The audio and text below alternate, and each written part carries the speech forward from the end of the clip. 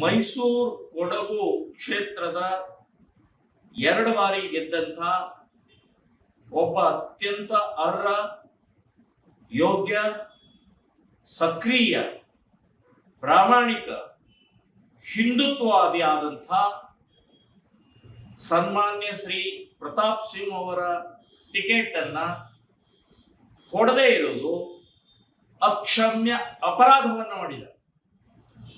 ಅದು ರಾಜ್ಯ ಮಟ್ಟದವರು, ರಾಷ್ಟ್ರ ಮಟ್ಟದವರು ಯಾರದನ್ನು ತಪ್ಪಿಸಿದರೆ ಬಹಳ ದೊಡ್ಡ ತಪ್ಪನ್ನ ಎಸೆದಿರಲಿ.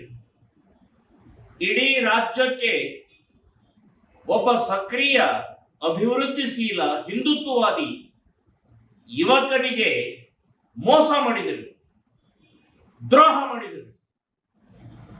ಸೊ ನಿಮಗೆ ಕರ್ನಾಟಕದ ಜನ ನಿಮಗೆ ಕ್ಷಮಿಸಲ್ಲ ಅಂತ ಹೇಳ್ತೀವಿ.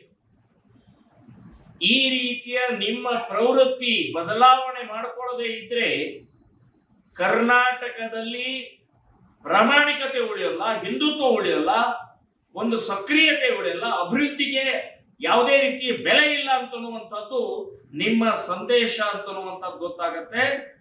ಇದಕ್ಕೆ ಜನ ಸ್ಪಂದಿಸೋಲ್ಲ ಮತ್ತು ಕ್ಷಮೆ ಮಾಡೋಲ್ಲ ಅಂತನ್ನುವಂಥದ್ದು ಹೇಳ್ತೀನಿ. ಇದನ್ನ ನೀವು ಯಾವ ರೀತಿ ತಗೊಳ್ತೀರಿ, ಅಥವಾ ಕರ್ನಾಟಕದ ಹಿಂದೂವಾದಿಗಳು, ಸಕ್ರಿಯ ಇರುವಂತಹ ರಾಜಕಾರಣದಲ್ಲಿರುವಂತಹ ಸಾಮಾಜಿಕ ನಮ್ಮೆಲ್ಲ ಕಾರ್ಯಕರ್ತರು ಬಹಳ ದೊಡ್ಡ ಪ್ರಮಾಣದಲ್ಲಿ ಆಕ್ರೋಶ ವ್ಯಕ್ತಪಡಿಸ್ತಾರೆ. ಇದು ಯಾವ ರೀತಿಯ ಉಲ್ಟಾ ಆಗುತ್ತೋ ಅಥವಾ ಇನ್ನೇನಾಗುತ್ತೋ ಗೊತ್ತಿಲ್ಲ. ಇದು ಅತ್ಯಂತ ಅಕ್ಷಮ್ಯ ಅಪರಾಧ. ಪ್ರತಾಪ್ ಸಿಂಹ ಅವರು ಮಾಡಿದ್ದು ನೀವು ಕೊಡದೇ ಇರೋದಕ್ಕೆ ಒಂದು ಕಾರಣ ಹೇಳಿ, ಒಂದು ಕಾರಣ. ಸೊ ನೀವು ದ್ರೋಹ ಮಾಡಿದಿರಿ ಅಂತನ್ನುವಂಥದ್ದು ಈ ಸಂದರ್ಭದಲ್ಲಿ ಹೇಳಲೇಬೇಕು. ನನ್ನ ಆಕ್ರೋಶ ಕೂಡ ಇದೆ, ನನ್ನ ಹಿಂದೆ ಇರುವಂತ ಲಕ್ಷಾಂತರ ಕಾರ್ಯಕರ್ತರು ಆಕ್ರೋಶ ಇದೆ ಅಂತನ್ನುವಂಥದ್ದು ಸ್ಪಷ್ಟವಾಗಿ ನಾನು ಹೇಳ್ತೇನೆ.